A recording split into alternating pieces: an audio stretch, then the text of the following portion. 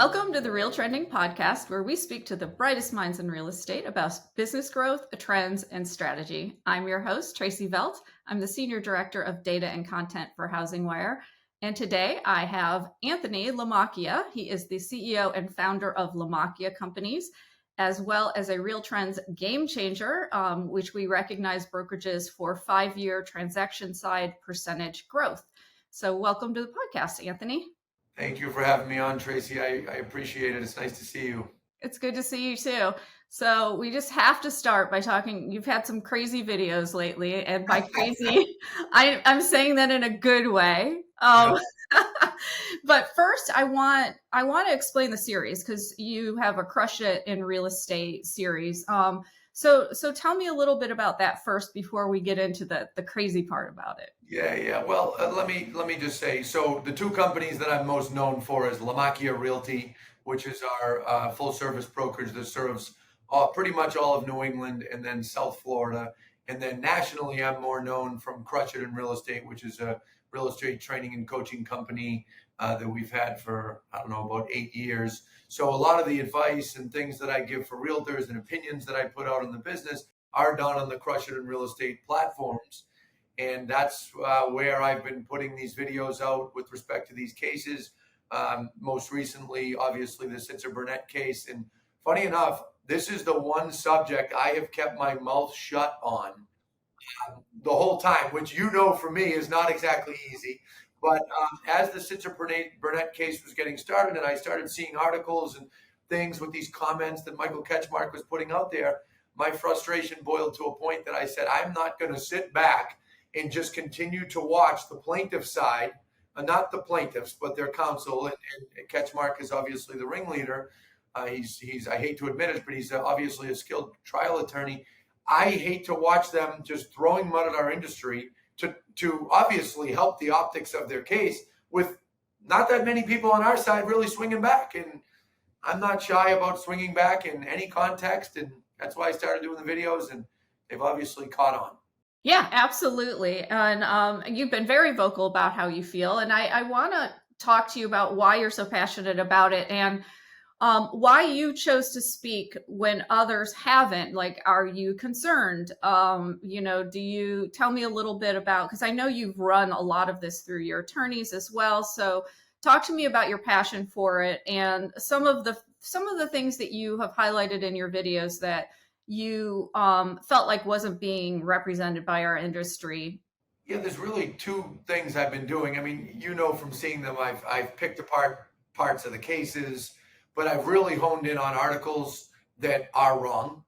And I've also honed in on comments out of Ketchmark. And those are the two things that I've been going, really jumping on. And I'm obviously giving my general counsel, some nervous feelings or anxious feelings, but he and I talk daily. We have a good relationship. He's very blunt with me. And between him and my senior advisor, who's been in the business a lot longer than me, we discuss what I'm going to be going over. I tell them, I show them the material. They also send me materials, and then I film, and then they both watch it and I watch it, and we make sure we're comfortable and make sure we're not helping the plaintiffs in any way, shape, or form. Make sure that we're not throwing down NAR or any of the other defendants. The other defendants, they are my competitors, but Tracey, I've got a tremendous amount of respect for them.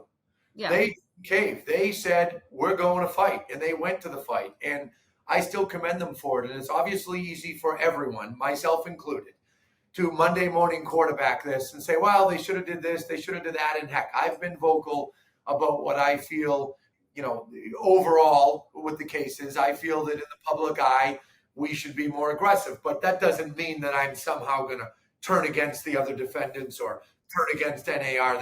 There's no possibility of that happening whatsoever. So I know that I might be pushing the limits a little bit with some of the things that I'm stating, but I really don't care because someone has to stand up for our industry. Okay, someone has to. And if folks that are at the top of the organizations that are defending it don't want to because they're concerned about potential legal ramifications, that's fine. That's their choice. But I have my choice too.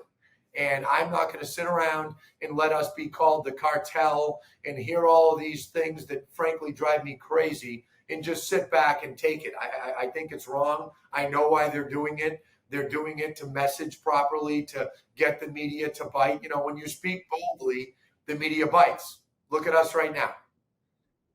Tracey, if I did my videos and I said, good afternoon, here is the verdict, I disagree, and I acted in a boring fashion, my videos would have 5 views and I wouldn't be sitting here with you, right? So when you speak boldly and you speak out, you are naturally going to get more attention. The plaintiffs understand that, led by Michael Ketchmark. I obviously understand that, and I've got no problem bumping up against Michael Ketchmark under the basketball hoop, as he put it. He said, most people don't want to bump up against me under the basketball hoop. You clearly are not scared to. And I said, no, I'm not. Yeah. Well, we know, first of all, that you're anything but boring, and I can't even imagine you putting out a video like that anyway. So, but what do you think are, this isn't to say what anybody has done wrong, because there's very, very smart people working for all of these companies who have been, Yes. Sued at this point. But what do you think the message is? And it's not even them, really. What is the message that you feel like needs to be told to consumers right now, so that they understand how the industry works? Well, number one, we're not colluding, okay? We're not pulling the wool over anybody's eyes, okay? And it frustrates me when they insinuate that. And one of my videos, I don't know if you remember, but I said, these people think we go to conferences and we whisper to one another. You hold the line at X%, and you hold the line at Y, X%. And if we all hold the line, I've never, ever, ever heard, seen, been involved in, heard of a conversation like that. And I have been to, I don't even know how many industry conferences in 20 years, maybe 200. Yeah. And I've never heard of such a thing. So that frustrates me. And when they put that argument aside, they also make the argument about the MLS, and they poo-poo MLS, and they say, oh, we shouldn't have the MLS. Well, what else should we have? If people's properties were just randomly put out on social media, then you would have a system where not everyone would get an equal opportunity to obtain a property. Not every buyer would get an equal opportunity. Not every buyer would be able to work with a realtor that gets an equal opportunity to show a property, right? So if we didn't have it, they'd complain, the consumer advocates. We do have it, now they're complaining. And the other thing that's getting on my nerves a lot lately is this Consumer Federation of America, this Stephen Broback gentleman, who I've been pretty nice to in my videos, but I'm honestly getting a little tired of being nice, because it's people like him and it's that organization. I don't know, let me take that back. I don't know that it was that organization specifically. It's organizations like that who back in the 90s were screaming from the rooftops that buyers didn't have any representation. And buyers deserve representation. Why is every realtor working for the seller? So NAR works hard, works together because of some pressure from them, but also on their own, to develop a buyer agency system, I guess you could call it. I don't know. They might catch me on that word. Ketchmark might try to catch me, right? But I guess you could call it a system, but legitimate buyer agency, where agents have got a fiduciary duty to do everything in the best interest of their buyer client. I came into this business in 2004. And when I came in, that was about 5 years after that started. And there were still some folks in the business, the old timers at that time, that didn't like it. And I said, I think this is great. Every buyer I ever worked with, I did everything I could in their best interest, right? So they picked that apart. And the Consumer Federation of America says, oh, this is the best example of colluding I've ever seen. And then this other guy, Dr. Schulman from Texas A&M, this is a clear example of collusion. And then we find out Michael Ketchmark paid his division of Texas A&M $1.7 million. And then he came in and said what Mike wanted him to say. Boy, that's a shock. And what I get frustrated about is, why am I the one exposing these things? Why am I the one sounding off? Even right now, my blood pressure is going up just talking about it, because it's so incredibly frustrating that we're damned if we do and we're damned if we don't. And now there's all these articles, NAR is bad and this and that. It's driving me crazy, as you can tell. Well, I have been in the business since the 90s, and Florida actually went through that dual agency is bad. We can't have this. And changed their laws to come up with transaction brokerage. So I do remember that push where buyers must be represented, they're not being represented, and they're being misled by the listing agent and blah, blah, blah. So yeah, to me, it is interesting that now they're turning around and dismissing the entire practice that like was pushed and that before. And I do think there is a misunderstanding by consumers. Are your agents hearing anything from their buyers and sellers, like any questions about the lawsuits or? They have heard and seen essentially zero pushback. I mean, Okay. I think we have 560 agents. I think 2 have told me, clients were like, well, how does that work? I heard something in the news. It made me wonder if I should be doing that. And then it was over. Yeah. So there's been questions, no pushback, no real change in things. And Tracey, in a way, this occurred to me last week and I said it in one of my videos. All these articles that Ketchmark, I mean, this guy has got the best PR firm. He must have 7 PR firms. I mean, it's unbelievable. It's impressive. Yeah. Yesterday, he's in USA Today, the Wall Street Journal last week, I mean, you name it, they're writing articles, right? And they keep saying every realtor gets 6% and then it's split 3 and 3. And I read these articles and I'm like, God, do I wish it was that easy. But in a way, they're making it easier for realtors to get those amounts or get more just because of what they're pumping out in the media. We have agents that are selling homes for all different commissions, right? I, as the owner and as the leader, like any other leader, obviously attempt to train them to be able to justify their value and to be able to charge more. I don't back down from that, okay? But they charge different amounts. We get paid all different amounts when we're representing buyers. I mean, they're trying to make a mountain. What's the saying? A mountain out of a molehill. I mean, it's crazy to me. But when you got a jury that doesn't understand all the rules and you have a really good talking attorney, obviously the guy's a good talker on one side, and then you have a bunch of other lawyers who I'm sure some of them were good talkers, but clearly he was the better talker because he fooled the jury. But juries get fooled. OJ's walking around free. Casey Anthony was found not guilty. It happens. Yeah. Well, and I mean, the fact is we've done studies at RealTrends with Harris Insights, and they have shown that, consumers do know that commissions are negotiable. I, as a 30-year-old home seller, knew that, commissions were negotiable. I worked with my agent and we worked out, a commission that was good for me and good for them. It wasn't a standard rate at all. And so it is interesting that all of a sudden there's this idea that, of course, you want to get your value. I think there's this misconception that because you can find properties online that you're doing the job, a home buyer is doing the job of the buyer's agent. And they don't understand that there's so much more that goes into the transaction than finding the home even. Well, I mentioned that in my last video. The amount of work normally over the last 20 years to actually find the home was probably 10 or 15% of the work. The last 2 or 3 years with excessively low inventory, maybe that percentage went up to 30. But there's so many other things. I mean, realtors get involved in everything with their clients to help them achieve home ownership. That's the other thing that drives me nuts. The Consumer Federation of America, and all these consumer advocates, right? We want to have more affordable housing. We want buyers to, more buyers to be able to achieve home ownership. And now they're making it harder for buyers. And I told Ketchmark that on the phone. He said to me, go ahead, tell me, what is the biggest thing I'm missing? I said, you're going to hurt buyers more than anything else. He said, do you really think so? And then we went into the conversation. But the buyers are going to be hurt more than anybody, particularly the first-time buyers. It's not fair to them. But we'll have to see what happens. Yeah.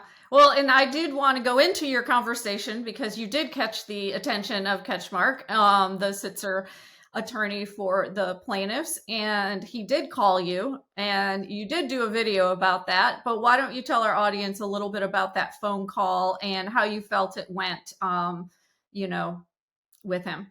Well, I won't re-imitate my Missouri accent that I did at the beginning of my video to explain the call. I'll instead just explain, but I have to admit, he was a perfect gentleman. He was very professional and kind, and he was very, very overly complimentary, to the point that I already went on the call thinking, what's he up to? Then when he was overly complimentary, and I mean, I've been hearing a lot of compliments about the videos, but it was over the top. I said to myself, what's he up to? Is he trying to drive a wedge between me and NAR? Michael, it's not happening, my friend. There's no chance of NAR and I get driving a wedge between us. It's not. Yeah. So you felt like it went overall, you know, basically you agreed to disagree. Yeah, On yeah, every. yeah, we did, and you know, he was defensive but kind in his defense, and he basically went down a list of questions that he was supposed to get on stage at another industry event, and I was supposed to be the rebuttal, and he said, hey, I didn't back down, and then he answered those questions. Then he brought up my videos, and he started just randomly mentioning different points that I made in the videos and said, I want you to know this is how that really went, or this is how that went. And, you know, Anthony, you kept saying that all I talk about is money. All I talk about is money. I said, Michael, you do. I said, in the news, all you talk about is money. You talked about money in the courtroom, and that enabled you to fool 8 jurors, right? And then I didn't fool anyone, you know. And don't quote me on word for word there, but that's 90% version of the conversation. And so he was defending himself. And I think, you know, as I said in my video, I suspect he was probably trying to show me he's not scared, which is a move that I do when we have problems with people. I'm known to do those kinds of things. Pick the phone up or just go head on. And I remember we had a problem a couple of years ago with someone who was saying that their basement was flooded and we were avoiding them. And I read all the emails and I said, okay, we're obviously not avoiding him, but I can see why he's seeing it that way. So I called him on the phone. I said, I'll be at your house myself tomorrow morning at 7. I fly to Disney with my family at noon. I'll be at your house at 7 a.m. He goes, what? You're going to come to my house? I said, yeah. He goes, I wasn't expecting that after I've been publicly saying this and that. I said, no problem. Drove to his house, 7 a.m., met him head on. That's my style, clearly Michael's style. And, you know, conversation went on and on. It was 16 minutes. Okay. So another misconception that I did hear at the trial is that commissions are driving up the price of homes. And to me, you know, it's clear that the market sets the price of a home. You know, Right. the state of the inventory, the state of the market. You know, what's your opinion on that? Okay. So classic example of people that don't understand the way the business works. And I said this to Ketchmark. I said, you don't understand the intricacies of our business. And he said, what do you mean? I've been studying your business for 4 years. Okay, sure. Listen, I would never claim to understand the Sherman Act to the extent he does, Right. or to understand the legalities or how to perform in a courtroom to the extent he does. But he should never claim to understand real estate to the extent I do. And if he does, we can debate all day. I'll beat him all day long, right? Part of how they're spinning that is they're looking at some for sale by owners. They're looking at properties with lower commission amounts. And I tackled this in my last video, okay? Part of the way that they're doing that is they're saying, well, look, this property offered less commission. And the property took an extra 30 days to sell, 50 days to sell. What they're failing to mention is, was that property properly marketed? I doubt it. Yeah. Right? You market it to no discount brokerage is going to market a property to the extent that Lamacchia Realty is, or take, for example, a Kai's in Florida, or a John L. Scott in the Pacific Northwest, or Ad Properties.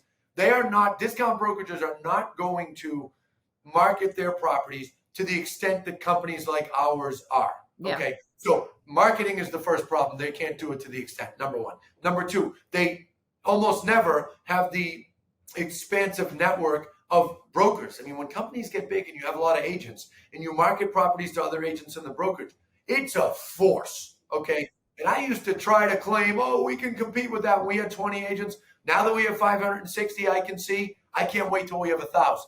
The more realtors you have, the more people that see the properties. Okay, so marketing, the network of realtors in your company and out of the company. What about negotiation skills? If a realtor can't even negotiate their own commission, how good do you think they're going to do negotiating top dollar for a home? Not very good, right? So think about that. That's another factor of why that home sold for less. What about just service? You look at a lot of those entry-only companies, you see an agent that's got 40, 50, 60, 100, 200, 300 properties listed. How good are they doing at getting back to people when they get offers? How good are they doing at negotiating for top dollar, positioning a property as if, or when there is a lot of action on that property? They cannot do nearly as good. They don't mention any of that. They just say property A listed with a low commission, sold for $600,000. Property B, identical property, sold for $550 or whatever. I'm making up numbers, and they don't point out, well, there's a lot of things that are different there. You know, when you go into a property on a Sunday open house, one of our listings or a listing of one of those companies, they've got beautiful color brochures. They're on thick stock paper, right? They're the whole presentation of the property. We've got drones flying over. We have a whole photography team with drones. Do you think a discount brokerage has that? No, because they can't afford that. Yeah, definitely. You get what you pay for. Yeah, like anything in life. And so tell me, how has your training changed since the commission lawsuit, specifically the Sitzer, was adjudicated? Have you are you training more to transparencies? Are transparency in the transaction and how everyone is paid? Are you requiring buyer representation agreements? Tell me a little bit about what you're doing specifically. So most of our training, the overarching principles of our trainings haven't changed. Okay. We've been teaching this stuff the same way for years. Obviously, given the cases and given the finite details that they are picking apart in our industry, we're highlighting those at training and saying, okay, see how they're saying this? You know, make sure that you're explaining it correctly. Don't fall in that trap.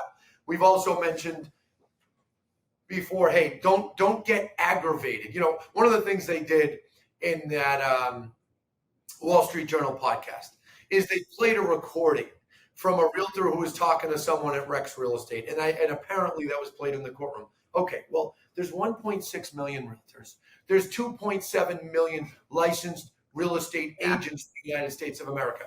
As I said in one of my videos, can you find 10 or 20 or 10 or 20,000 or maybe 30,000 that say the wrong thing? Of course, like any business. Right. Go to a restaurant with 50 waiters. Someone's going to answer a question the wrong way. Or, like what happened on that phone call, people get frustrated. They get a little defensive about money that they want to make, and they make snide comments like, I won't show your property. Right. I'm not going to work with you. As if that damn realtor who made that stupid comment could even really do that. Yeah. I mean, let's be real. Let's really think that through. Yeah. You're going to hide a property. Tracey, if I was working with you and your husband, if I come out of sales retirement, I haven't sold a home myself or worked with a client directly since 2011. If I was going to work with you and your husband to buy a house in Arizona, and we go to some suburb of Scottsdale, and there's 10 homes for sale in that neighborhood, could I hide a property from you and your husband in this day and age? You go on your phone, you have 19 different websites that you can see every home for sale. In fact, you can even see properties that are in pre-foreclosure, properties that recently went pending, properties that recently sold. So even if that realtor who made that snide comment on that phone intended to not work with that agent, can they really do that? No. Because the days of hiding things from buyers when they are on the open market, that's something I want to point out. Okay, I see people on Twitter or other places try to say, well, Anthony, you guys talk about off-market properties. Okay, I understand. When we sign up listings, okay, and a seller says, I don't want to go on the market for 3 weeks, but please do market it within your company. If we get the correct form signed with the MLS, we are allowed to do that. And we can market it within our company, and we can tell buyers we have properties that aren't listed yet, off-market properties. But once they are on the open market, there is no hiding properties from buyers. Not happening. So did I point some of that out in our trainings just to say, hey, don't ever be one of these agents who gets aggravated and makes stupid comments? Yes, of course I did. But the overarching principles, no. Did it give me an excuse to push a little harder on, hey, get buyer contracts signed? When you have either a buyer agency agreement signed or a buyer contract, like for example, in the state of Florida, they don't use agency. We operate in Florida, as you know. Okay, did it give me as the leader an excuse to say, guys, you get these agreements signed, easier to get paid, easier to make sure that you never have a client that comes back and says, I wasn't clear. So did it give me that excuse? Yes. I mean, look at the state of New Hampshire, state of Connecticut. Buyer agency agreements are mandatory under law. I wish Massachusetts, who's right in between those two, where I'm sitting right now, our main state, I wish that was law, but it's not, Well, I want to switch gears and talk about your business a little bit. I know that you've done some M&A in the past year, but what is your growth plan for 2024? Are you still doing some M&A? Are you focusing on organic growth, expansion? Tell me a little bit about what your plan is. Tracey, I was in my office this morning with my vice president of finance, who's one of my closest friends in the world that I grew up with, Sarah, and my general counsel was in there. And I said, guys, have we ever had more irons in the fire for acquisitions? Yeah. I said, and nothing is coming to fruition. I feel like we're in this pause period. I said, watch, we're going to get after the holidays. And 5 of these 10 that we're working on are going to call and say, we're ready to go. And I'm going to say, well, we can't do 5 at once. So, yeah, we did 3. We did July, August, September. We had 3 acquisitions down on Cape Cod, and then southeastern Massachusetts. We had 2 in Bristol County. They've gone very well. We brought on over 100 wonderful realtors into the company. And then since then, we've probably brought on another 20 or 30 in those offices. So they've done very well. I will admit, we've learned a couple things the hard way. There's a few things we should have did better, a couple trips in certain areas, but we really brought on some great people, and we're excited to bring on more great people. I fully expect that we will be closing additional acquisitions this winter. Nothing signed at this moment on December 5th when we're recording here, but I have many irons in the fire, and I expect more acquisitions. And then we're continuing on organic recruiting, which we've been particularly good at for a long time. But I'll admit I'm somewhat distracting our recruiters with acquisitions. So we're balancing that, but it's like anything else. I mean, when you do things, you're going to make a couple mistakes. We make corrections. And I think this pause period is serving us well. But I will be very surprised if by the end of January, we haven't onboarded at least one more company. My last question is just what's next for Lamacchia Companies, all Crush It in Real Estate and your real estate company. Well, one of the things that we did this year with Crush It in Real Estate, which was new, is we opened up coaching specifically to large team leaders and broker owners. And we had an event. It wasn't a cheap event to go to, but for the value they got in return, I think it was cheap. Yeah. This summer. And we had about 12 people come, and we opened up our playbook on recruiting, on retention, on operations, on lead management. And those folks really seem to get a lot out of that. And then I did 5 months of coaching with 7 of the 12 that came, and that's ending this month. And we're going to have another event next summer. So that's something that's new on the Crush It side. We have our annual Crush It in Real Estate event on February 1st here in Boston at the Heinz Convention Center. We had it earlier this year. We had 735 realtors and many special guests. You are invited, Tracey. I don't know if you want to come to Boston in February, but you're invited. And then on the Lamacchia Realty side, more of the same. We're going to continue to acquire other companies, continue to organically recruit, continue to improve on our processes and procedures, and continue to work hard to keep the culture that we have, to keep the family feel that we have. I remember when we had 35 agents, people used to say, well, when you go over 100, good luck keeping that culture, you won't. That's a bunch of crap. Our culture got stronger. And then we went over 200, 300, 400, 500, our culture got stronger and stronger. I will admit, when you onboard people in large groups and they have their own culture at a company, bringing them in, acclimating them to our culture, in some cases takes a little more time than an organic recruit who spent 6 months learning about us. Remember that. An organic recruit, they spent months learning about us before they came over. When it's an acquisition and I have to walk in the room, and by the way, it's awkward for us too, and say, hi, now we're the owners here. That few month learning curve starts then. But I'll tell you, when you bring in like-minded companies, like-minded leadership, they acclimate and it makes us stronger. So on the Lamacchia Realty side, we're just going to keep swinging, my friend. We're going to keep swinging. We want to grow more here in New England. We're very determined to grow more in Florida, in particular at this moment, South Florida. But I have said to you, I can't wait till we're in every major city in Florida. I think it's an incredible market. Florida has a larger addressable market than all of New England put together. And I love how there's less seasonality. I love how there's more transitions. Like up here in the Northeast, people buy a house, sometimes they stay there 30 years. That's less likely. People are more transient in Florida. So for my Florida broker owner friends and competitors, we're going nowhere. We're going to grow all over the state, but we're really focused in South Florida for now. Well, let me know when you come to Central Florida. I'll come to your new office. So we're excited to do that at some point, my friend. All right. Well, Anthony, thanks so much for joining the Real Trending podcast. We really appreciate your insight and your passion about the industry. Well, Tracey, thank you. And I want to add a couple words here for a moment. Full disclosure, Tracey and I got to know each other when she was working with RealTrends with Steve Murray years ago. I was fortunate to get to know her. But what you guys are doing, melding together HousingWire and RealTrends, I think is working out very well. I like the news that you're putting out. I read all the articles, and I'm impressed with it. So I congratulate you guys on a great success and working together. And I look forward to being at your event in April in Phoenix. I know you guys are putting those together next year, and I will be there. And I think we talked about me being on stage. Yes, absolutely. And it's actually Scottsdale. So we're going to be in Scottsdale. And Anthony, we definitely want you to speak for us on stage. So looking forward to that. I'm thrilled to hear it'll be in Scottsdale, and I'm already booked and coming out. So I'm excited. Thanks, Anthony.